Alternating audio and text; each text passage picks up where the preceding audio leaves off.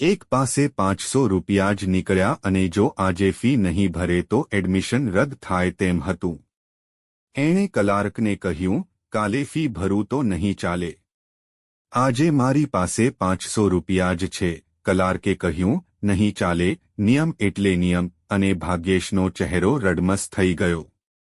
સુકેતુએ કહ્યું, દોસ્ત હું ભરી દઉં છું તારા વધારાના પૈસા.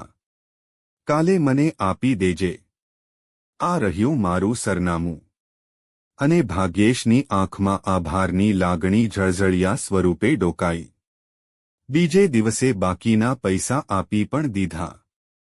આમ સુકેતુ અને ભાગ્યેશ કોલેજના પહેલા દિવસથી જ ગાઢ મિત્રો બની ગયા. બંનેના વિચારોમાં ઘણી સામ્યતાઓ હતી. એકબીજાની ગમા અણગમાની વાતો કરતા મિત્રો બન્યા. સાંજે કોલેજ છૂટવાના સમયે કોલેજના ગેટ પર એક આલિશાન કાર ડ્રાઈવર સાથે આવીને ઊભી રહી. સુકેતુએ ભાગ્યેશને કહ્યું, ચાલ દોસ્ત, આજે સાથે જ ઘરે જઈશું. તને તારા ઘરે ઉતારી દઈશ. એ બહાને તારું ઘર પણ જોઈ લઈશ. આ સાંભળતા જ ભાગ્યેશ આડું જોઈ ગયો. તેની આંખમાં ભીનાશ છવાઈ ગઈ. એ સુકેતુએ જોઈ લીધી. સુકેતુએ કહ્યું, ઓકે, કાલે મળીએ છીએ, કહી ગાડીમાં બેસી જતો રહ્યો. સુકેતુ મુંબઈમાં રહેતા ધનાઢ્ય પરિવારનો એકનો એક દીકરો હતો. પિતા રઘુવીર સંઘવી અને માતા સુમિત્રાનો એકનો એક લાડકવાયો દીકરો હતો. મા બાપ ધર્મિષ્ઠ અને કર્મનિષ્ઠ. દીકરો પણ આ જ વારસો લઈ જન્મ્યો. પ્રામાણિકતા અને વફાદારી પિતા એ વારસામાં આપ્યા હતા. એ રાત્રે સુકેતુને પોતાના દોસ્તની આંખોની ભીનાશે સૂવા ન દીધો. જ્યારે બીજી બાજુ ભાગ્યેશ.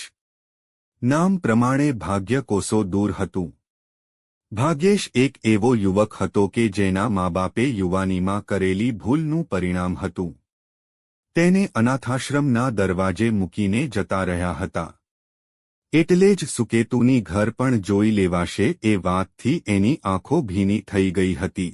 સમય જતાં સુકેતુને બધી જ વાત ભાગ્યેશે જણાવી છતાં એમની દોસ્તીમાં કોઈ ફર્ક ન આવ્યો. પણ સુકેતુ તો વધારે ગહેરાઈથી નિભાવવા લાગ્યો. સુકેતુ કોલેજના બીજા વર્ષે નીતાના પરિચયમાં આવ્યો. કોલેજના વાર્ષિકોત્સવ વખતે મિત્રો બન્યા. મધ્યમવર્ગીય પરિવારની દીકરી સંસ્કારી હતી. ભણવામાં હોશિયાર હતી. ધીમે ધીમે દોસ્તી પ્રેમમાં પરિણમી. સુકેતુએ નીતાની ઓળખાણ ભાગ્યેશ સાથે કરાવી અને પ્રેમની પણ વાત જણાવી. ત્રણેય જણા સારા મિત્રો બની ગયા.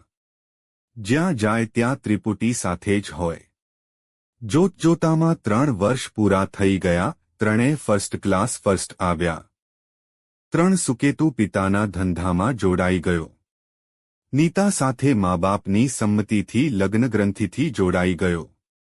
ભાગ્યેશે નક્કી કર્યું કે એ લગ્ન નહીં કરે. પોતે અનાથ હોવાના કારણે બીજા એક અનાથને જન્મ નહીં આપે.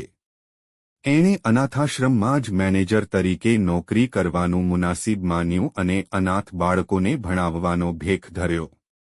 સમય ઝડપથી પસાર થતો રહ્યો. અનાથાશ્રમથી થોડે દૂર વૃદ્ધાશ્રમનું નિર્માણ થઈ રહ્યું હતું. 5 વર્ષમાં ઘણા તરહોડાયેલા વડીલો ત્યાં આવી આશરો લેવા લાગ્યા. ભાગ્યેશ ઘણીવાર આવા વૃદ્ધોની મુલાકાત લેતો હતો. એમની વ્યથાને કથા સાંભળતો હતો. બસ નિજાનંદમાં પોતાનું જીવન વ્યતીત કરવા લાગ્યો.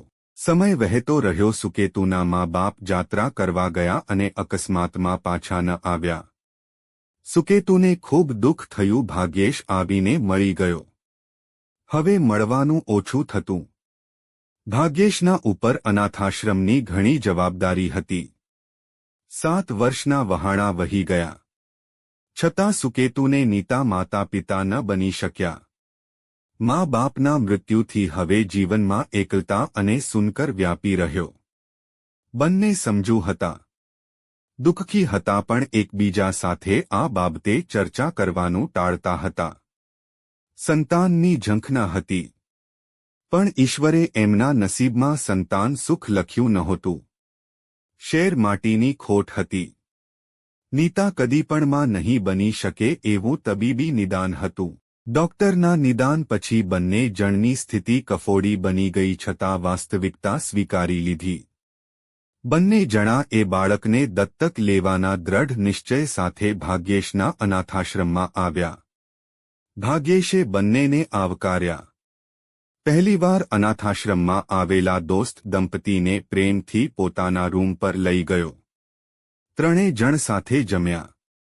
પછી પોતાના અનાથ બાળકોની ઓળખાણ કરાવી.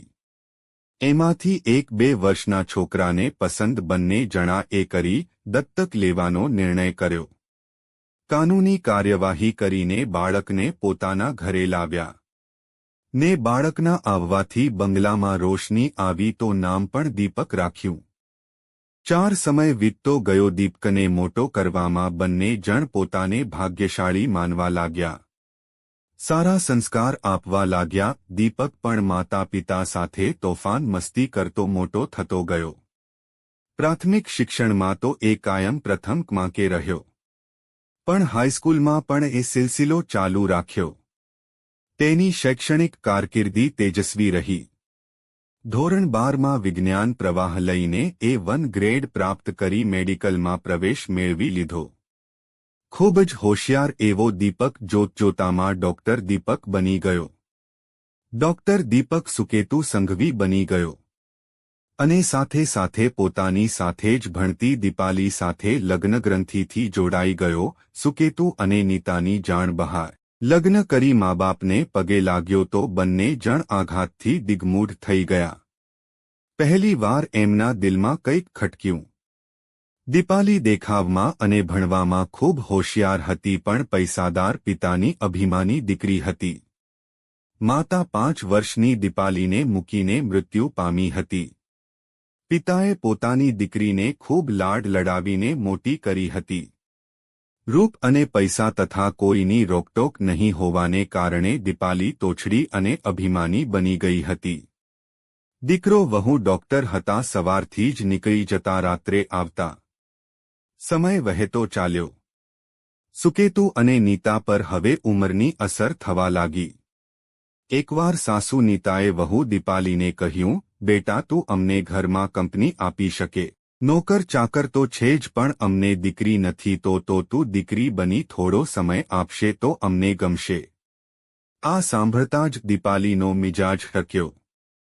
એણે સાસુને તો કંઈ નહીં કીધું પણ એ રાત્રે દીપકને કહ્યું કે આ ઘરમાં હું રહીશ અથવા તારા માતા પિતા. દીપકે પૂછ્યું કે શું થયું? તો એણે કહ્યું કે તારી માં મને એની સાથે રહેવાનું કહે છે. કંપની આપવાનું કહે છે. હું તારી માની ગુલામ નથી. હું નહીં રહી શકું આ ઘરમાં. હું જઉં છું મારા માતા પિતાની પાસે. દીપકે એને પ્રેમથી કહ્યું તું શું કામ જાય છે? મારા માતા પિતા જશે આ ઘરમાંથી. 5 અને બીજા દિવસે સવારે દીપકે મા બાપની બેગ ભરી તૈયાર કરી. પિતાએ પૂછ્યું કે બેટા અમે ક્યાં જઈએ છીએ? તો એણે કહ્યું કે તમે અહીં નહીં રહી શકો. હું તમને નજીક જ આવેલા વૃદ્ધાશ્રમમાં મૂકવા જઈ રહ્યો છું. તૈયાર થઈને નીચે ગાડીમાં આવીને બેસો. સુકેતુ અને નીતા બંને સ્તબ્ધ થઈ ગયા. અચાનક આ શું થઈ ગયું? પણ બંનેએ કારણ પણ ના પૂછ્યું અને તૈયાર થઈને નીચે આવી ગયા. અનાથાશ્રમથી થોડે દૂર જ વૃદ્ધાશ્રમ હતો. અનાથાશ્રમ પાસેથી ગાડી પસાર થઈ સુકેતુની ત્યારે સંજોગોસાથ ભાગ્યેશ વૃદ્ધાશ્રમના દરવાજે જ ઊભો હતો. વૃદ્ધાશ્રમમાં કોઈ વડીલને દવા આપવા જઈ રહ્યો હતો. એણે દૂરથી સુકેતુ અને નીતાને જોયા. પાછળથી દીપક અને દીપાલી ગાડીમાંથી ઉતર્યા. સુકેતુ અને ભાગ્યેશની નજર મળી. બંને જણા દોડીને એકબીજાને ભેટી પડ્યા. દીપક અને દીપાલી પણ ત્યાં આવી પહોંચ્યા. તેમની સામે જ સુકેતુએ હસતા હસતા અશ્રુ છુપાવતા ભાગ્યેશને કહ્યું, દોસ્ત આજે મારો દીકરો મને વૃદ્ધાશ્રમમાં મૂકવા આવ્યો છે. હું અને નીતા હવેથી અહીં જ રહીશું. જ્યારે પહેલીવાર કોલેજમાં મળ્યા ત્યારે ભાગ્યેશની આંખમાં ભીનાશ હતી. આજે વર્ષો પછી સુકેતુની આંખમાં ચોમાસું બેઠું. ભાગ્યેશે દીપકને કહ્યું, બેટા આ તું શું કરી રહ્યો છે તને ખબર છે? તો એણે તોહડાઈથી કહ્યું, અમે એમની સાથે નહીં રહી શકીએ. ત્યારે ભાગ્યેશે જીવનમાં પહેલીવાર કોઈની ઉપર હાથ ઉપાડ્યો. દીપકને કહ્યું, જે મા બાપે તને આ સામે દેખાતા અનાથાશ્રમમાંથી લાવીને તને કુળદીપક બનાવ્યો એને તું આજે વૃદ્ધાશ્રમમાં મૂકવા આવ્યો. દીપક અને દીપાલી સ્તબ્ધ થઈ ગયા. ભાગ્યેશે કહ્યું, હા બેટા તું અનાથ હતો, તું કોઈની ભૂલનું પરિણામ હતો. ત્યારે તારા આમા બાપે તને પોતાનો સગો દીકરો બનાવી ઘરમાં લાવ્યાને પોતાનો વારસદાર બનાવ્યો. પણ તું એમની મિલકતનો વારસદાર બન્યો પણ તેમના સુવાસિત સંસ્કારનો વારસદાર નહીં બની શક્યો. દીપક અને દીપાલીને ભૂલ સમજાઈ પણ હવે ખૂબ મોડું થઈ ગયું હતું. સુકેતુ અને નીતાએ પોતાની જિંદગીનો શેષ સમય વૃદ્ધાશ્રમમાં જ વિતાવવાનું જ પસંદ કર્યું. પહેલાના સમયમાં માનવસર્જિત આશ્રમો બ્રહ્મચર્ય આશ્રમ, ગૃહસ્થ આશ્રમ, વાનપ્રસ્થ આશ્રમ અને સંન્યસ્ત આશ્રમ હતા. જ્યારે આજના યુગના માનવસર્જિત આશ્રમો છે વૃદ્ધાશ્રમ અને અનાથાશ્રમ. આજના કળિયુગનો આધુનિક શ્રવણ એવો દીપક અને દીપાલીને વારસામાં આજના બે આશ્રમ વૃદ્ધાશ્રમ અને અનાથાશ્રમના સંસ્કારો પ્રાપ્ત થયેલ હોવાથી તેમણે તેમના મા બાપને વૃદ્ધાશ્રમમાં મૂકવાની ભૂલ કરી.